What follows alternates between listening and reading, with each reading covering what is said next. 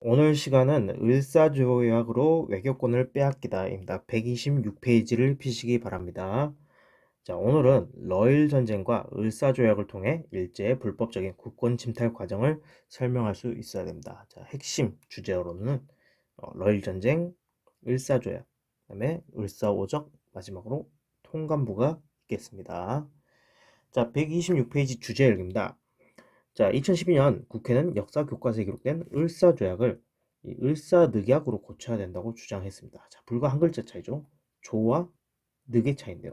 이 한 글자 차이인 을사조약과 을사늑약을 따지는 것에는 어떤 의미가 있는지 한번 생각해 보도록 합시다. 자, 우리 흔히 조약이라는 거는 어떤 건가요? 요즘 뭐 동등한 두 국가 간에 어, 약속을 맺는 거죠. 약속을 맺는 거라면 늑약 같은 경우는 이건 뭔가 강제로 이 체결된 뭐 약속 이런 걸 이제 늑약이라고 합니다. 자, 그러니까 따지고 보면 이 을사조약이라기보다는 을사늑약이 적합한 단어이기도 하죠.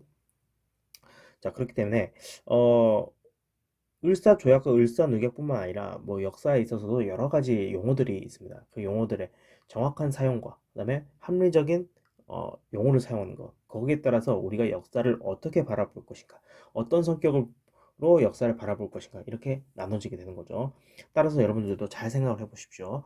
을사조약이 맞을까 을사늑약이 맞을까 뭐 여러분들은 이게 과연 동등한 입장에서 맺어진 국제적인 법률 관계에서의 그런 합의인지 아니면은 폭압과 폭력에 의해서 강제로 맺어진 조약인지 그런 것들을 한번 따져보면서 과연 우리가 어떤 용어를 써야 될지를 한번 생각해 보시기 바랍니다. 자, 밑에는 그 한일 협약도라고 해서요. 당시에 그 을사조약을 풍자한 그림이 나와 있습니다. 여기 보시면 엠페러 오브 코리아라 해서 누구죠? 고종 황제가 있죠. 여기 이제 뭐 조약이 있고요. 여기 뭐 일본 사람들이 이렇게 웃고 있고요. 그다음에 여기 일본 군인이 있죠. 그다음에 여기 조약을 쓰는 이 대신들, 오적들, 뭐 이 당시에 조약을 맺는데 큰 도움을 줬던 을사오적들을 이야기한 것 같네요. 근데 사실 이 그림에 잘못된 부분이 하나 있습니다. 혹시 뭔지 아나요? 이야기를 하는 친구도 있을 거고 아닌 친구들도 있겠지만은 이 당시 이 황제였던 을사조약을 맺던 황제였던 고종은 실제로 도장을 찍지 않았습니다. 도장을 찍지 않았고 을사오적들이 도장을 뭐 뺏어서 강제로 뭐 체결했던 게 사실이었죠. 뭐 이러한 것들이 있지만 아무튼간에 이러한 폭압, 위력, 그다음에 위협적인 상황 속에서 맺어진 이 조약을 우리가 과연 정식 조약으로 불려야 될 것인가에 대해서는 여러분들이 다시 한번 깊게 생각해 보시기 바랍니다. 자, 그러면 126페이지 본문 보면서 다시 정리해 보도록 하겠습니다. 자, 126페이지입니다. 자, 조약이란 거는 국제법 주체 간의 국제적 법률 관계를 설정하기 위해 문서에 의한 명시적 합의, 이걸 조약이라 합니다. 반면에 이 늑약은 폭력이나 위력을 써서요, 강제로 체결된 조약을 가리킬 때 사용하는 용어입니다. 자, 의사조약인가 의사늑약인가 뭐 논쟁이 있었죠. 하지만 이 본질적인 것은 늑약이라는 걸 반드시 사용해야 할지 문제보다는 일본에 의해 강요되었다는 내용이 분명히 포함되었냐 하는 점일 것입니다. 그러니까 우리가 뭐 용어를 명확하게 쓰는 것도 중요하지만요. 그 사건의 본질을 제대로 파악하는 게 중요하죠. 을사조약이 과연 어떤 내용이었으며 어떤 성격을 갖고 어떻게 맺어진지 배경, 결과, 영향, 내용들을 여러분이 정확하게 파악하는 것이 더 중요하다는 것입니다. 물론 그 어떤 단어를 쓰는 것도 중요하고요. 자, 그렇다면은 과연 대한제국의 주권은 어떻게 침탈이 되었는지 한번 살펴보도록 하겠습니다.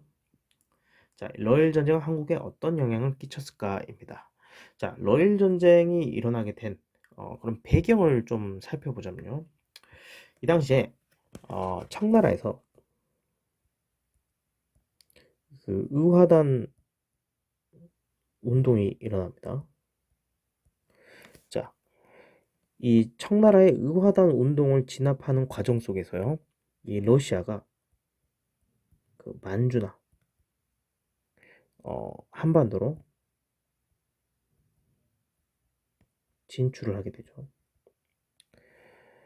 자, 사실 이전에 러시아도 그 한반도에 다시 한번 진출하게 된 이유가 있었죠. 그게 뭐였냐면 이 일본이 청일 전쟁에서 승리를 하면서 어디를 할양받죠? 처음에 랴오둥반도, 요동반도를 할양받죠.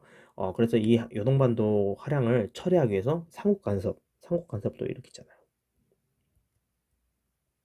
그러니까 러시아는 이 한반도와 만주로 진출하기 위해서 갖가지 일본의 그런 야욕에 대해서 태클을 걸어오는 거죠.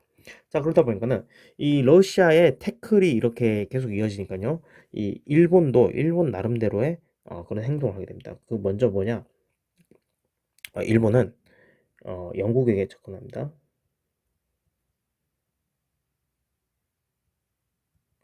접근을 하겠는데요. 당시 영국은 러시아의 남하를 저지하려는 그런 목표를 갖고 있었죠. 그래서 하나 일으킨 사건이 있지 않습니까? 러시아의 남하를 저지하기 위해서 한반도에서 일으켰던 사건. 어떤 사건이었죠? 그렇죠. 여수의 그 거문도를 점령한 사건이 있었죠. 그럼 거문도 사건. 자, 아무튼 이런 영국은 세계 각지에서 러시아와 갈등 관계 중입니다. 특히나 러시아의 그런 남하, 부동항을 차지하기 위한 남하를 지금 막는 게 큰 목적이었거든요. 그런 과정 속에서 일본이 러시아와 다투고 있으니까 영국과 일본이 이렇게 손을 잡게 된 거죠. 이게 나중에 뭘로 이어지냐? 우리 좀 이따 배우겠지만은 영일 동맹 체결로 이어지게 되는 거죠. 이렇듯 일본은 영국에 접근해서 외교적으로 이 러시아를 압박하고요. 또 하나, 자, 이 러시아가 그 용안포 사건을 일으키게 되는데요. 한반도에서 이 러시아의 영향력을 확대하기 위해서 용안포라는 것을 강제로 이렇게 조치하는 그런 사건이 일어나게 됩니다. 자, 이 용안포 사건으로 인해서 일본이 한반도에 대한 지배권을 강화시키기 위해서 이 러시아에 대한 전쟁을 일으키게 되죠. 그래서 러일 전쟁이 일어나게 되는 거죠. 1904년에. 자, 이렇듯 직접 무력으로 러시아를 이렇게 건드리기도 하고 외교적으로 러시아를 고립시키려 하기도 하고 이런 식으로 일본은 러시아를 견제하기 위해서 여러 가지 계책을 시행하게 됩니다. 자, 우선 그렇다면은 자, 먼저 일본은 러시아 견제를 위해서 아까도 얘기했지만 영국과 1차 영일 동맹을 체결하게 됩니다. 그리고 고종은 두 나라 사이에서 전쟁 위기가 높아지자 국외 중립을 선언했습니다. 이 당시 고종은 국외 중립 선언을 하면서 일본도 일본도 우리는 일본도 러시아도 아무 편도 아니다. 우리는 중립을 선언하겠다. 이렇게 얘기합니다. 한반도 중립화론이 예전에 한번 나왔잖아요. 자, 그런 뉘앙스입니다. 이 한반도 지역은 중립지대다. 그러니까 우리는 건들지 마라. 이렇게 얘기를 합니다. 하지만 일본 그런 거 깡그리 무시하죠. 그래서 같은 해 2월에 일본은 리순왕의 러시아 함대를 기습 공격하면서 러일 전쟁을 일으키게 됩니다. 이때가 1904년입니다. 1904년. 자, 러일 전쟁 발발 직후에 일본은 한국의 중립선언을 무시하게 됩니다. 여기 중립선언을 했는데 바로 무시하죠. 그래서 첫 번째 한일 의정서를 강요합니다. 자, 한일 의정서라는 조약을 강요하게 된대요. 이 조약을 통해서 한반도에서 전쟁이 필요한 지역을 마음대로 사용하게 하는 거죠. 한일 의정서의 내용은요, 일본군이 한반도 내에서 군사적 요충지를 마음대로 쓸 수 있게끔 하는 것입니다. 이를 통해서 러일 전쟁에서 일본이 한국 대한제국으로부터 도움을 받는 그런 뉘앙스도 보여주고요. 또한 전쟁을 유리하게 이끌려고 하는 거죠. 자, 그리고 두 번째 같은 해 8월에는 제1차 한일협약을 강요됩니다. 자, 이 제1차 한일협약을 통해서 메가타와 미국인 스티븐스를 고문으로 채용해요. 대한제국의 재정과 외교를 장악합니다. 자, 재정 고문으로는 메가타가 오고요. 외교 고문으로는 스티븐스가 오게 됩니다. 그래서 이 메가타가 나중에 뭘 하냐? 화폐 개혁을 실시하게 된다. 화폐 개혁이 아니죠. 화폐 정리 사업을 실시하게 되죠. 그다음에 스티븐스 같은 경우에는 일본이 대한제국을 뭐 문명을 개화시키고 있으니 이건 뭐 통치가 합당하다 이러면서 막 이런 소리를 막 찾고 갑니다. 주변국에. 이런 식으로 제1차 한일 협약을 통해서 메가타와 스티븐스가 고문으로 와서 대한제국의 정치를 장악하기 시작하죠. 자, 그래서 제1차 한일 협약은 고문 정치가 시행됐다라고 보시면 되겠습니다. 고문 정치. 고문. 그러니까 어느 한 사안에 대해서 이렇게 조언을 해주는 사람이죠. 근데 말이 고문이었지, 조언이었지, 실질적으로 이 사람들이 하는 정치들이 시행이 되게 되는 거죠. 자, 그리고요, 세 번째. 전쟁 기간 중에는 독도를 자국의 영토로 불법 편입시킵니다. 그래서 일본이 이 한반도를 침략하는 과정 속에서 제일 먼저 일본의 영토로 편입된 것이 바로 이 독도입니다. 독도. 이때 시마네현 고시 40호를 통해서 이 무주지 선점인 논리라 해서 아무도 살지 않고 아무도 점령하지 않은 땅을 우리가 먼저 접수하겠다 이런 식으로 어, 독도를 자국 영토로 불법 편입시킵니다. 자, 이후 일본은 러시아를 견제하려는 영국과 미국의 지원 속에서 대한해협에서 이 영국과 미국의 지원이 있었고요. 대한해협에서 러시아의 발트함대를 괴멸시키면서 승기를 잡게 됩니다. 자, 그러면서 이 각각의 나라들과 조약 체결을 통해서 국제적인 승인을 받게 되죠. 먼저 미국과 가스라테프트 밀약을 맺고요. 그 다음에 영국과 제2차 영일동맹을 체결하게 됩니다. 그러면서 한국의 지배권을 인정받게 됩니다. 미국과 가스라테프트 밀약 같은 경우에는요. 미국은 필리핀, 일본은 한반도 서로 지배를 한다는 걸 인정을 해주게 되는 거죠. 그리고 영국 같은 경우는 1차 영일 동맹을 강화시켜서 제2차 영일 동맹을 체결하게 되는 거고요. 그리고 전쟁에서 승리한 이후에 러시아와 포츠모스 조약을 체결해서요. 러시아로부터 일본의 한반도 지배를 인정받게 된 거죠. 자, 이를 통해서 이 일본은 영국과 미국뿐만 아니라 러시아 이런 나라를 통해서 한반도의 국제적인 지배를 승인받는 구조로 나아가게 되는 거죠. 자, 당시에 이 러일 전쟁이 왜 이렇게 끝나게 됐냐면요. 별다른 건 없습니다. 러일 전쟁이 끝나게 된 이유를 살펴보면요. 당시에 이제 러시아는 이 민중분기가 발생한 상황입니다. 그래서 이게 나중에 1905년 혁명으로 이어지거든요. 그러니까 여러분들 이거 그냥 뭐 그냥 머릿속에만 그냥 한 귀로 듣고 한 귀로 흘리세요. 뭐 그렇게 중요한 건 아닙니다. 그냥 그 당시에 왜 전쟁이 이렇게 끝났는지 그거에 대한 내용을 설명이니까요. 그래서 이때 피해 일요일 사건이 일어났는데 이 사건을 위해서 국내 상황이 악화됐죠. 악화되니까 전쟁을 끝내자는 여론이 나타나게 되면서 전쟁이 마무리가 되는 거고요. 일본 같은 경우에는요. 러일 전쟁 당시에 막대한 비용이 소모됩니다. 그리고 국내적으로는 전쟁의 장기화에 대해 불만인 여론이 많았고요. 그렇기 때문에 전쟁을 끝내자는 그런 여론이 이렇게 나오면서 이 발트 함대를 괴멸하는 그 대한해협 해전을 끝으로 해서 이 러일 전쟁이 거의 막바지에 치닫게 된다고 보시면 되겠습니다. 그냥 뭐 요런 상황이 맞물려서 이 전쟁이 이렇게 끝납니다. 그리고 일본이 압도적으로 이겼다기보다는 일본이 겨우 이깁니다. 그래도 러시아라는 나라가 영토도 엄청 넓고 그다음에 그래도 서양 국가 중에서도 그 열강에 속한 국가이기 때문에 일본이 아무리 이렇게 뭐 이겼다 해도 뭐 상처뿐인 승리였던 거예요. 나 뭐 이 포츠모스 조약을 통해서 뭐 배상금을 제대로 받는 것도 아니고요. 그냥 뭐 이겼다는 거고 그리고 한반도에 대한 지배를 인정받았다. 뭐 그 정도에서 끝났으니까요. 아무튼 간에 이런 거는 뭐 그냥 여러분들 그냥 기본적인 배경으로만 알아두시고 뭐 이거 시험에는 안 나옵니다. 그래서 아무튼 이 러일 전쟁에서는 확실하게 일본이 승리를 하게 되고요. 일본이 승리한 과정 속에서 미국과 영국의 인정도 있었고, 그 다음에 러시아도 인정을 해주고요. 자, 이 과정 속에서 한일 의정서와 제1차 한일 협약을 맺었다. 자, 한일 의정서를 통해서 한반도에 필요한 지역을 마음대로 쓸 수 있는 그런 권리를 획득했고, 제1차 한일 협약을 통해서 고문 정치가 시행됐다. 재정과 외교 분야에서 이렇게만 간단하게 정리를 해주시면 좋을 것 같습니다.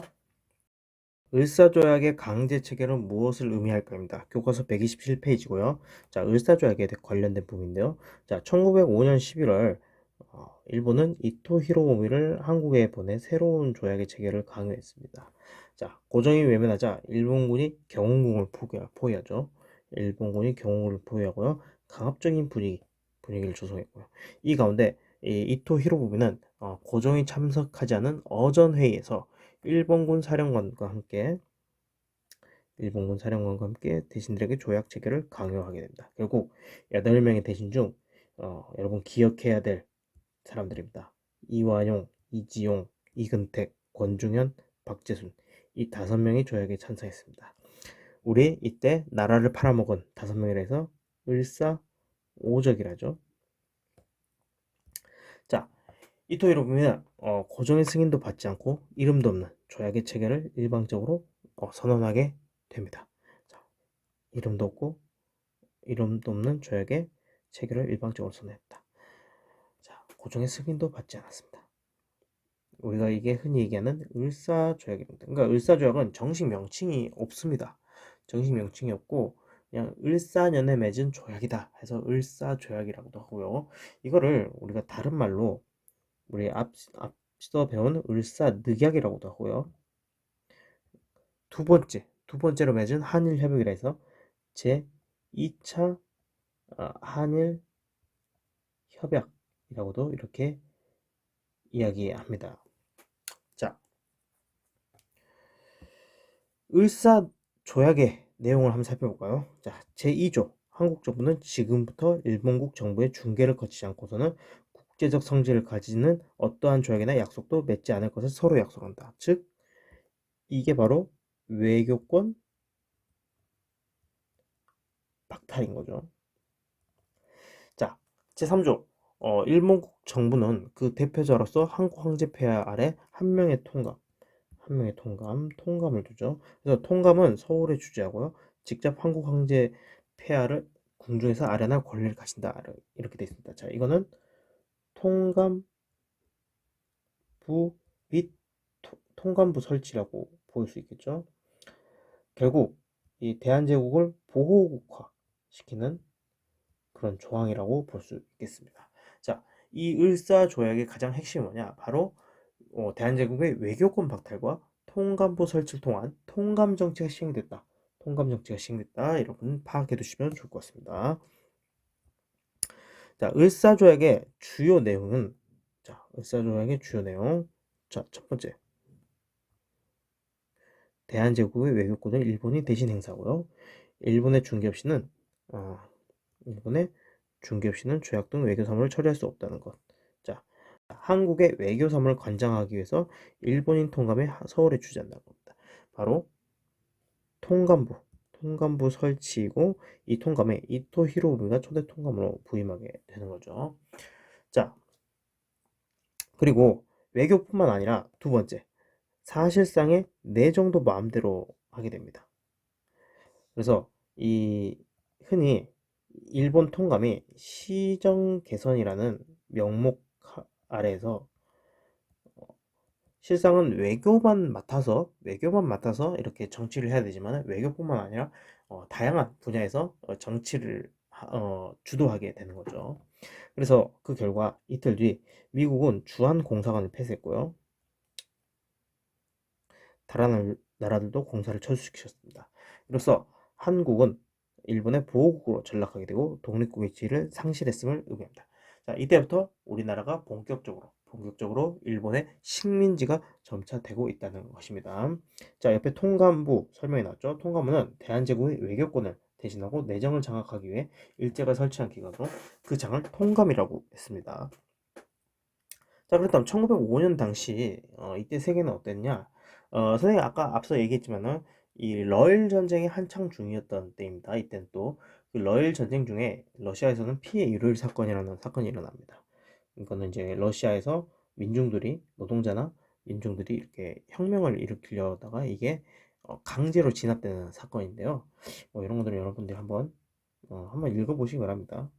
뭐 우리 시험에서는 크게 다뤄지지는 않지만요. 여러분 한번 읽어보면 그 당시에 세계 정세와 관련해서 파악도 할 수 있고 이거와 관련해서 우리나라에 있었던 그런 러일 전쟁이 어떻게 전개되는지 그 부분에 있어서도 어, 파악이 가능할 것이고요. 자, 아무튼 이렇게 해서 제2차 한일협약 혹은 을사조약, 을사늑약이라 불리는 이 조약은 대한제국의 외교권을 박탈하고요. 그 다음에 통감부를 설치해서 대한제국의 외교권을 대신 행사하고 그리고 나아가서 사실상의 내정도 마음대로 하게 되는 이러한 이러한 내용들로 인해서 한국이 일본의 보호국으로 전락하고 실질적으로 이 식민지로 전락하고 있음을 나타내고 있습니다.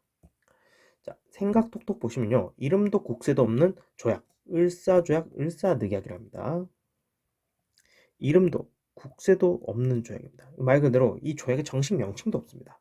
그 다음에 국세, 그러니까 이 조약을 인정한다는 황제의 그런 도장도 안 찍혀 있습니다. 네, 어떤 내용인지 자, 그렇다면 이 을사조약의 문제점이 뭐였는지 한번 살펴보면요. 먼저 절차상의 문제가 있습니다. 자, 일반적으로 국가와 국가 사이에 조약이 성립하기 위해서는 위임, 조임, 비준 3단계를 거쳐야 합니다. 위임은 통치권자가 협상에 나서는 정권 대신에게 조약 체결권을 넘겨주는 것을 의미하고요. 조임은 양국의 대표가 조약문에 정식으로 도장을 찍는 절차입니다. 비준은 체결된 조약을 마지막으로 통치권자가 공식 승인하는 것입니다. 자, 이 세 절차 중 하나도 충족을 하지 못합니다. 왜냐? 어, 이 을사조약 같은 경우에는 위임, 그러니까 통치권자 대신에 이 협상에 나선 사람이 없습니다. 뭐 을사오적이 있지 않느냐 이렇게 얘기하는데 그 을사오적은 협상에 나선 사람 대표적인 사람들이 아닙니다. 나가서 그냥 동조한 사람들 뿐이죠. 조인 마찬가지로 도장을 찍는 건데 도장 찍는 절차가 없습니다. 특히나 박재순 당시에 그 외부 대신인 박재순의 도장만 있을 뿐 황제의 도장이 없었다는 거죠. 그렇기 때문에 정식으로 또 인정을 못 받고요. 비준 이 황제가 정식으로 이 조약은 유효하다는 그런 인정을 해줘야 되는데 그것 또한 없었습니다. 특히나 우리 대한국 국제 보시면은 황제가 모든 뭐 조약과 관련된 사무를 다 관할한다 이렇게 돼 있잖아요. 그럼 그 당시 대한국 국제에 따라서 황제가 이거를 인정해주고 공포를 해야 되는데 전혀 그런 절차가 없었죠. 그렇기 때문에 이거는 어느 하나라도 제대로 진행된 것이 없기 때문에 이 절차상 문제가 많은 조약이라고 이야기할 수 있고요. 그다음에 이름 없는 조약이랍니다. 자, 처음에는 한국 외교 위탁 조약이라는 용어를 쓰다가 나중에는 이란 협약, 제1차 한일 협약과 구분해서 제2차 이란 협약 이런 명칭도 사용했습니다. 자, 한국에서는 을사년에 체결됐다 해서 을사조약, 그다음에 보호국 조약의 내용이 핵심 임무로 을사보호조약, 강제 체결했다 해서 을사늑약 이렇게 말을 혼용한. 그러니까 지금 이렇게 을사조약, 을사늑약, 을사보호조약, 제2차 한일협약 뭐 이런 식으로 계속 여러 가지 용어가 쓰인다는 게 뭐냐면은 정식 명칭이 없기 때문에 각각 입장에서 부르는 명칭이 모두 다르다는 것입니다. 그렇기 때문에 이 조약이 그만큼 문제가 많다는 걸 다시 한번 보여주게 되는 증거이기도 하죠. 자, 그렇다면 이 을사늑약 체결 이후에 있었던 저항에 대해서 한번 계속해서 살펴보도록 하겠습니다. 자, 128페이지입니다. 을사조약에 저항한 이들은 누구였을까? 을사조약에 저항했던 이들. 자, 먼저 첫 번째입니다. 자, 고종은 을사조약이 불법적이고 무효임을 국제사회에 알리기 위해 노력을 했습니다. 그래서 황실 고문인 헐버트, 미국인 헐버트를 미국으로 보내 자신이 이 조약에 동의하지 않았음을 전달했습니다. 또한 이상설, 이준, 이종을 헤이그 만국평화회의 특사로 파견해서요. 조약의 원천 무효를 주장하려 했습니다. 이게 바로 헤이그 특사 파견입니다. 1907년에 일어났고요. 그러나 미국은 침묵을 했죠. 자, 미국은 왜 침묵을 했을까요? 그렇죠. 우리 앞에 배웠죠. 가스라, 테프트. 밀약을 맺었잖아요. 이 밀약을 통해서 미국이 필리핀, 그다음에 일본이 한반도를 지배하는 것을 서로 상호 인정을 해주지 않았습니까? 그렇기 때문에 미국은 이 일본이 한반도를 지배하는 거에 있어서 크게 반발하거나 반대하지 않았던 것입니다. 자, 그리고 헤이그 특사 같은 경우는요, 일본의 반대와 열강의 묵인으로 회의장에 입장하지 못하게 됩니다. 못하게 헤이그 특사는 일본의 반대와 열강의 묵인으로 회의장에 입장하지 못하고 결국 실패로 끝나게 됩니다. 결국 이 헤이그 특사로 파견된 세 사람은 영국 출신 언론인의 도움을 받아서 대한제국의 입장을 언론에 발표했고요.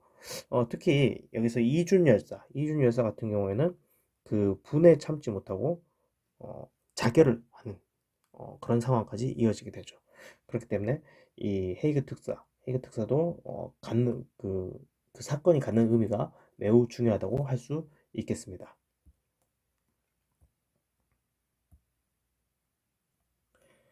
자, 여기에 지식인과 민중도 크게 반발하게 됩니다. 자, 지식인 중에 대표적인 사람이 있던 장지연요, 황성신문에 시리아 방송대국을 기고하게 됩니다.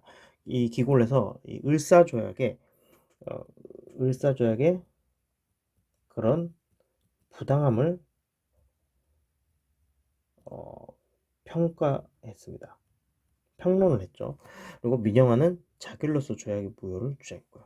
자, 이 민영환 같은 경우에는 나중에 이제 이 자결을 통해서 이 나라의 그 공을 인정받게 되죠.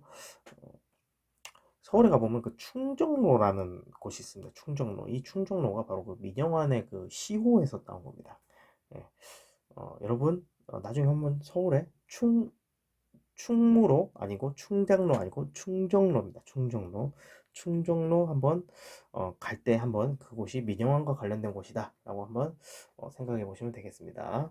그 다음에 거리에서는 수천 명의 사람들이 반대 시위를 했고요.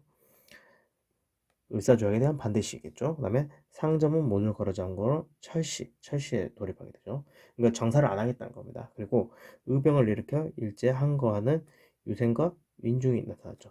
이게 바로 을사의병이죠. 을사의병, 뭐 이런 다양한 반발이 있었다라고 보시면 되겠습니다. 자, 이외에도 조약에 찬성했던 5명의 대신을 을사오적이라고 불렀죠. 을사오적. 이 을사오적이라고 불리며 국민들의 공적이 되었습니다. 그래서 이 나철과 오기호라는 사람이 있어요. 이 사람들은 자신회란 걸를 조직해서요, 오적 암살단을 조직입니다. 그러니까 자신회라는 오적 암살단을 조직해요. 자, 자신회랑 오적 암살단은 같은 조직입니다. 그래서 이들은 처단하려 합니다. 자, 이재명 같은 경우에는요, 이완용을 습격하여 중상을 입힙니다. 이때 이완용이 죽었어야 했는데 죽지 못하고 어, 꽃다운 나이의 청년 이재명이 죽게 되는 그런 사건이 벌어지게 되는 거죠. 자, 국외에서도 마찬가지입니다. 국외에서도 의거가 이루어졌는데요. 자, 1908년 장인환과 전명은요, 미국 샌프란시스코에서 대한제국의 외교고문이었던 스티븐스를 사살하게 됩니다. 원래 여기 이 장인환과 전명훈이 같은 날 동시에 이 스티븐스를 죽이자고 같이 모의를 한 건 아닙니다.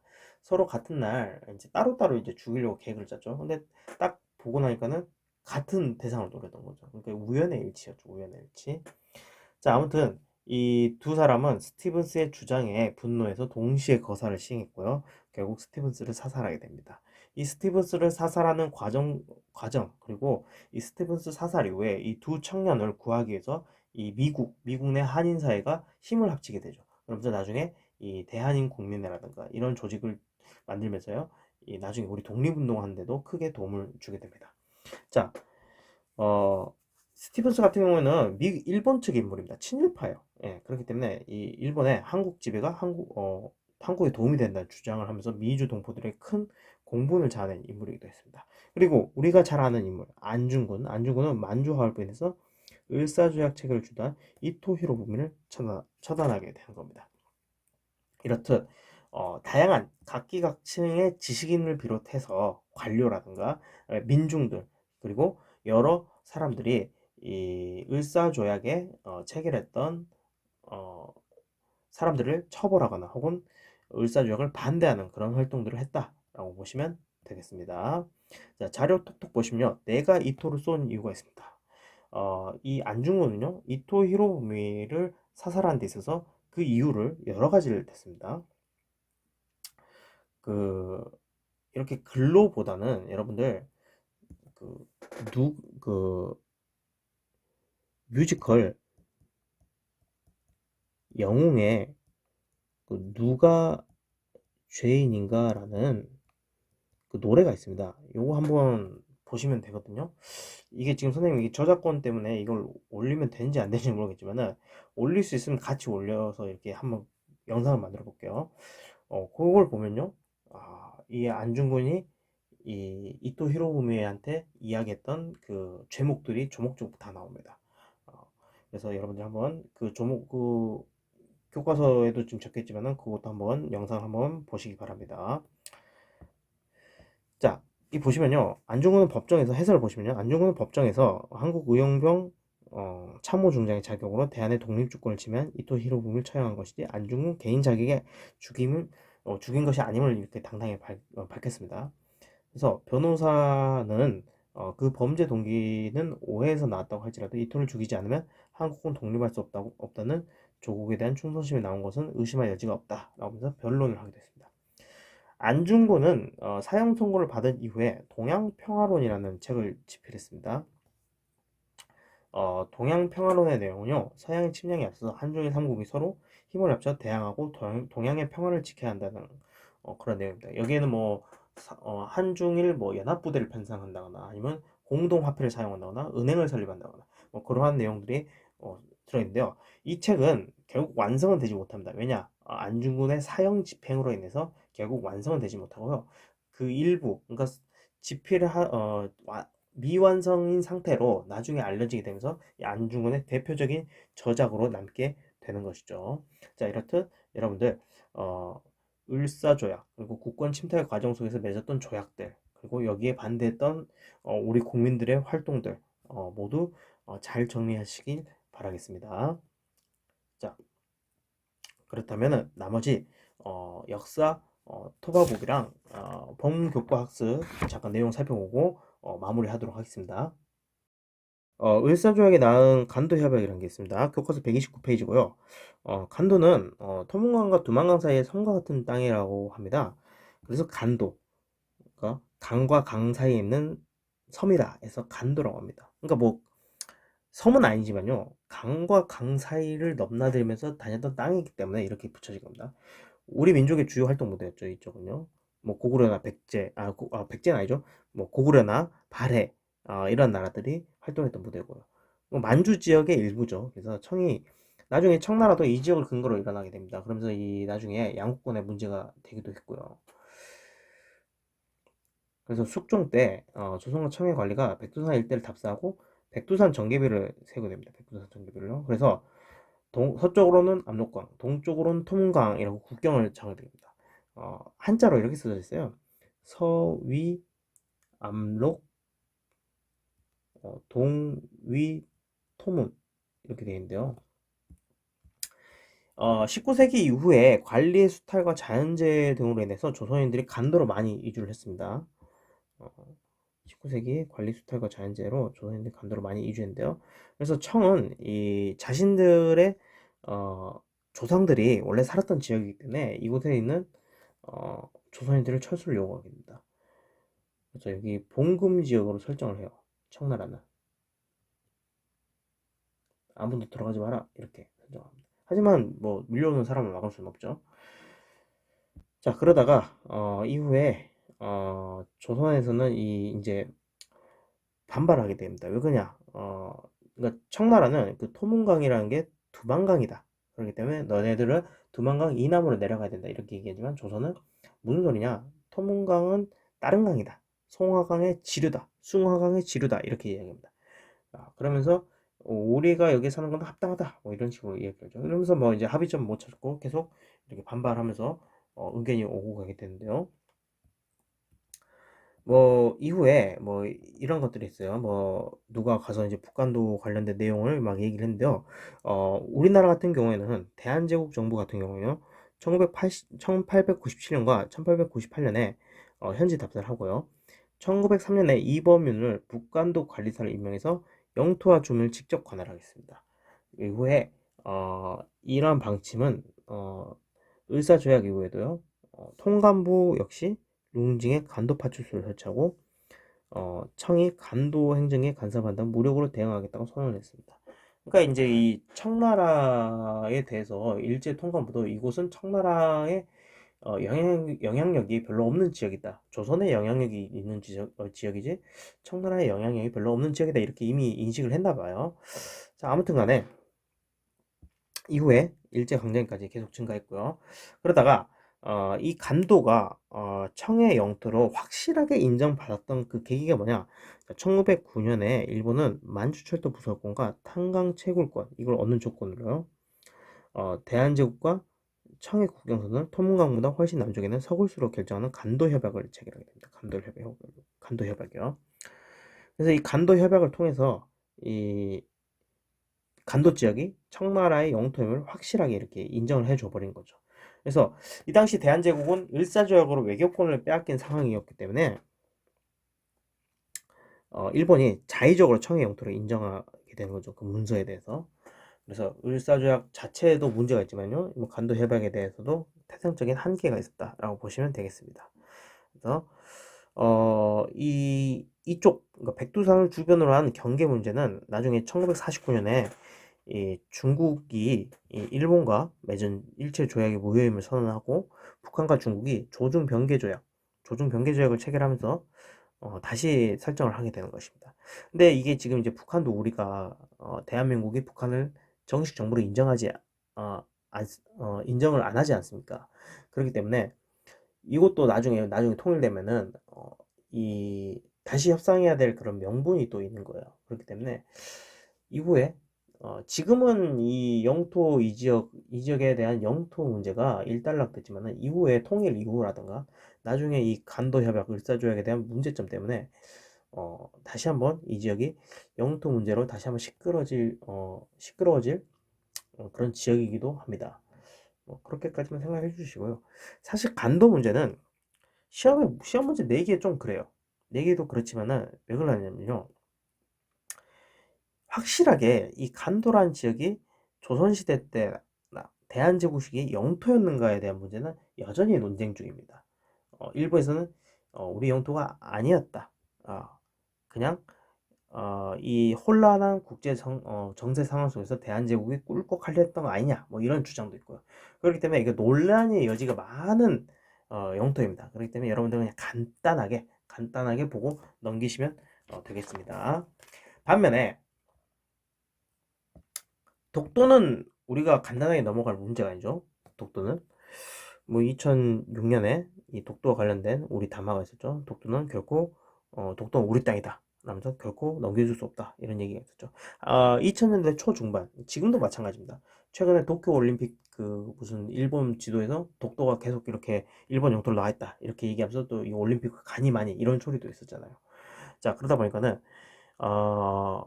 이 독도 문제는 어, 우리는 분쟁 지역이라 생각 안 하지만은 계속 일본에서 걸고 넘어지니까는 국제사에서 또 이렇게 인식할 수도 있단 말이에요. 그래서 여러분들 독도 문제는 한번 좀 고심하게 볼 필요가 있습니다. 독도 같은 경우는 역사적으로 보시면요. 512년에 그 신라에서 이사부가 우상국을 복속시키면서 어, 나오게 되죠. 그러니까 이때부터 우리나라의 정식 영토로 들어왔다 이렇게 인식합니다. 그러다가 나중에 고려 시대에는 여전히 그 우산국 지역이 있었고요. 토산품을 납부하고 이후에 고려의 행정체계로 편입되었다. 라고까지 이렇게 해석이 되고 있고요. 조선 초기에는 이 지역이 그 공도 정책이라든가 혹은 쇄현 정책이라고 해서요. 그러니까 이 당시에도 왜구가 많이 드글거리다 보니까는 섬에 있는 사람들까지 지키기가 좀 힘든 거예요. 그래서 그 섬에 있는 사람들 이 한반도로 다시 들어오게 해서 살게 하고 섬을 일부러 비우는 정책이죠. 그러나 섬을 일부러 비웠지만 여전히 이게 우리의 영토임을 역사책이라든가 뭐 지리지라든가 이런 데 계속 드러나고 있죠. 그러다가 언제 한번 또 크게 일어나냐? 조선 후기에 보면은 안용복이 그 일본으로 건너간 사건이 있었죠. 1693년에 안용복이 일본의 쇼군이었던 도쿠가와 츠나요시에게 그 조선의 영토임을 받고 오는 그런 사건이 있었죠. 왜냐면 그 여기 와서 일본 사람들이 계속 어업 활동을 하니까 안영복이 야 너네 왜 여기 우리 영토로 왔냐, 너네 꺼져라 이렇게 했다가 직접 일본으로 건너와서 확인을 받아오는 그런 사건이었잖아요. 예, 이런 식으로 이 예전부터 이 독도 울릉도 지역은 우리의 영토임을 이미 자각을 하고 있었습니다. 그러다가 근현대에 들어와서 어떻게 됐냐? 우리나라 역사에서 이 영토가 분명하다고 증명이 되는 그 근대적 문서를 살펴보면요. 제일 빠른 게 1900년도에 대한제국 정부가 칙령 제41호를 통해서 울릉도를 군으로 승격하고 독도를 관할하게 하였습니다. 우리나라가 독도가 우리 영토임을 분명히 한 거였죠. 자, 이걸 통해서 근대적인 문서로만 보더라도 우리가 이미 독도가 우리의 영토임을 이렇게 얘기하고 있습니다. 특히나 일본 정부도 마찬가지입니다. 일본 정부도 1877년에 메이지 정부 최고 행정기관인 태정관에서 시마네현에 보낸 지령을 통해서 울릉도와 독도가 일본과 관계없음을 분명히 했다. 이거 태정관 지령이라거든요. 그러니까 1877년 태정관 지령을 통해서도, 특히나 이건 일본 측 주장입니다. 일본에서도 야 이거는 우리랑 관련 없는 영토다 이렇게 이미 얘기를 했습니다. 그러니까 이미 근대적인 문서로만 보더라도 이 독도란 거는 우리 땅임을 자명한 사실입니다. 그런데 이놈들이 정말 미쳐 돌아가죠. 러일 전쟁 일으키면서 1905년에 일본은 시마네현 고시 40호를 통해서 독도를 다케시마로 칭하며 일방적으로 자국 영토에 편입합니다. 이때 얘기했던 게 무주지 선점론이라 해서 아무도 안 살고 있으니까 우리가 먼저 먹겠다 이런 거죠.